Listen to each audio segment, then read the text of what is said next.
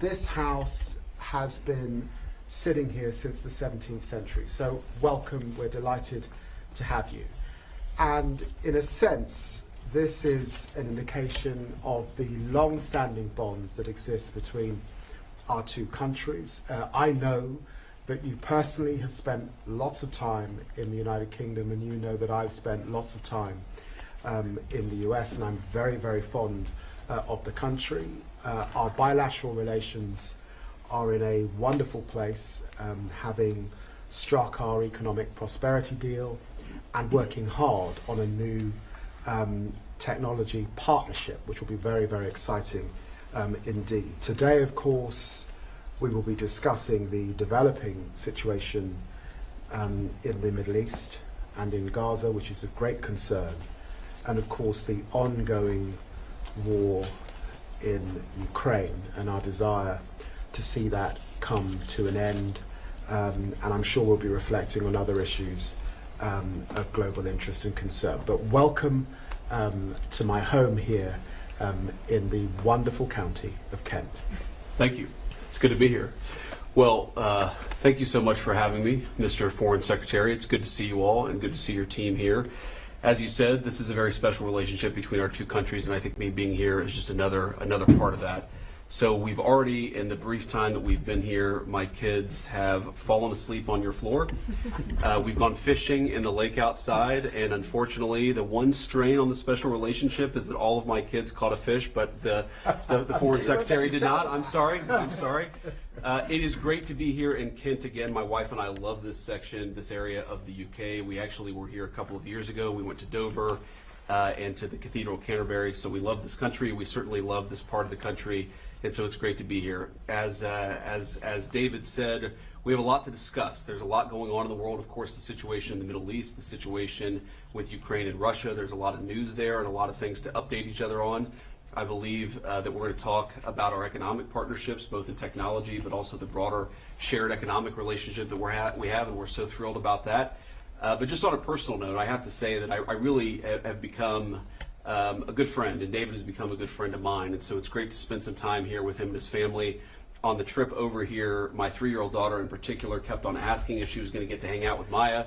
The answer, happily, was yes, and you've been very, very gracious host to me and the whole family, so we're very grateful to that. And to the people of England, I really love this country, and in particular, having never been to this beautiful house before and seen the surrounding area, I just say that the people who built it, the people who sustained it, I think really love the human spirit, and being here lifts up the human spirit. And so I feel, from one vice president to the people of England, thank you for having such a beautiful place for foreigners like me to come and talk about the issues of the day, because we really appreciate it, and we're really thrilled to be here. So to David and your team, thank you so very much. Thank you. Absolutely. Thank you. Yeah. Did you catch a fish, sir? I caught a few, actually. Yeah, I don't want to brag, but we did okay. Can you speak to how you became such good friends? Well, you know, David, I guess when you were in opposition, right, and I had just gotten elected to the United States Senate, obviously we come from sort of different political spectrums, but he was kind enough to make time on a visit to D.C. We got to know each other a little bit then and just kept on seeing each other, and our families enjoy each other's company very much, which always helps. But we care about this relationship, and we care about the fact that though we're separated by an ocean, and I guess as Churchill said, by a common language, that we have a lot in common, and there's a lot to do and a lot to work on together.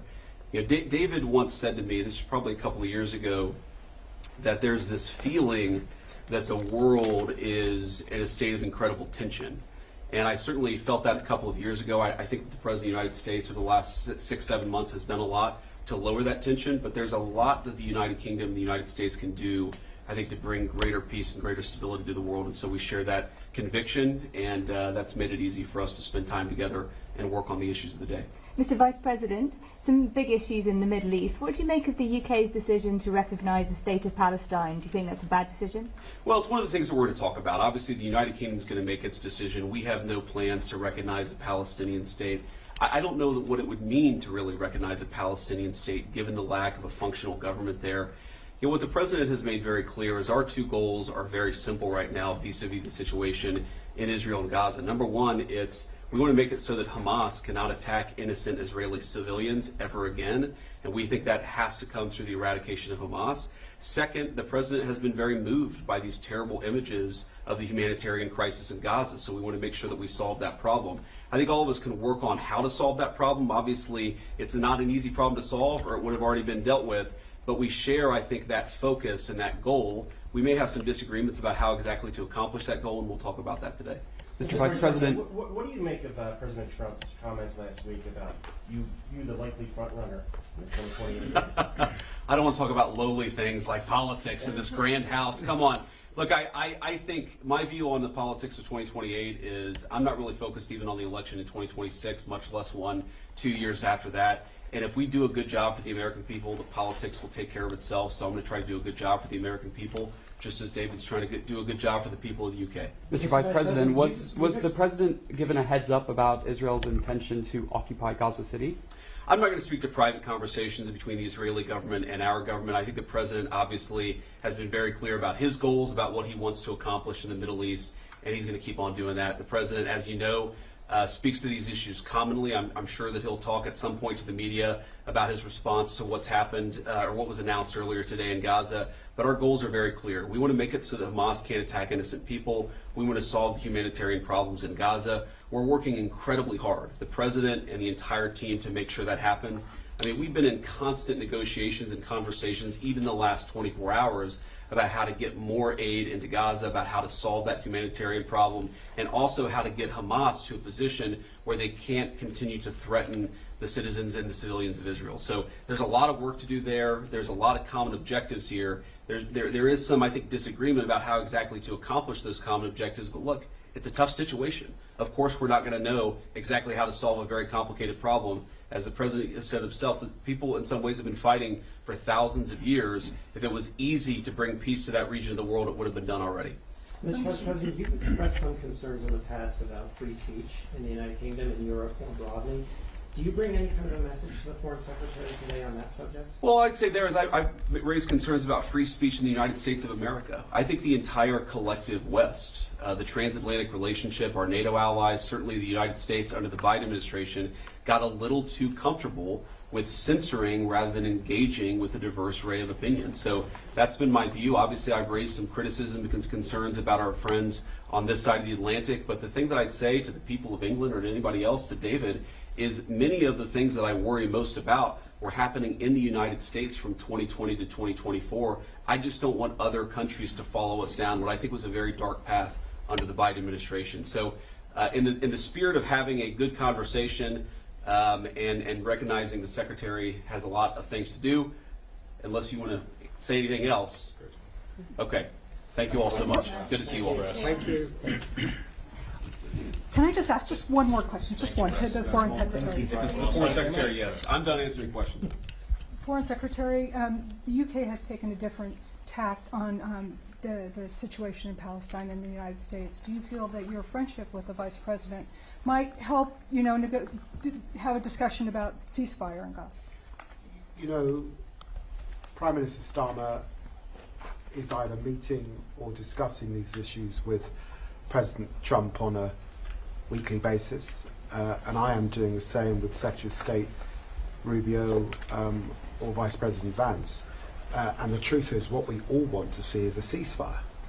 What we all want to see are the hostages come out, and we are hugely concerned by the humanitarian suffering that we're seeing in Gaza particularly. So it is bringing that to an end that we want to see. I am concerned about what is developing in Gaza at this time and the recent decision by the cabinet, and hugely concerned, as I think a lot of Israeli people are, about the impact, particularly on the hostages, and we'll be able to discuss these issues in the hours ahead. Thank you very much. Thank you. Thank you all. Thanks, Brad. Thank you very much.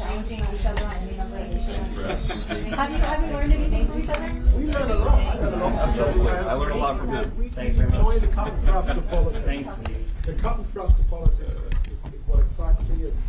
And look, the truth is, I was blessed to go to Harvard. and I think the Vice President went to a university not quite as good. That's right. Yeah, and so we enjoy that political debate and discussion particularly. But you know, there are areas where there are actually joint concern. We both have a joint concern about outcomes for working people. That is the truth of it. Absolutely. And we have also discussed issues like irregular and illegal migration and how we deal with those issues. So there are commonalities and then there are differences. And that is the joy of living in democracies like ours. Thank That's you right. both. Thank you very much. See you all. Thank you. Thank you, Chris.